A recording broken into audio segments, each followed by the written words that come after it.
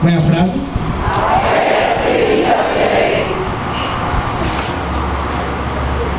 Queridas namoradas, revoltas, situações vividas, não tem jeito. Desentendimento com os pais, que agora se reflete nos filhos. Qual é a frase? A velha ferida velha. Eu me peguei com o Daniel, meu filho, está por aqui. Me peguei mesmo, fazendo. Foi ele que me ensinou quando eu era pequenininho. Ele acho que nem entende o que ele me ensinou naquele dia.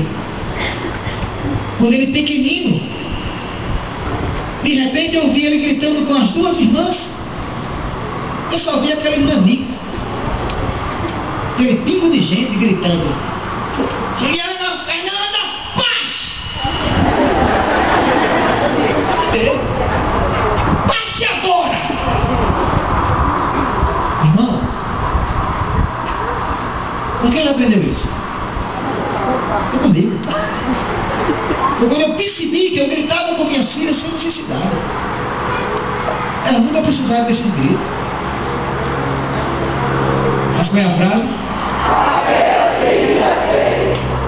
Minha vida inteira recebendo grito. Lá estou eu. Vomitando também uma coisa. Vamos ver aquele pouquinho de gente. Porque os filhos aprendem mais com o que a gente faz do que o que a gente diz. É com o que faz.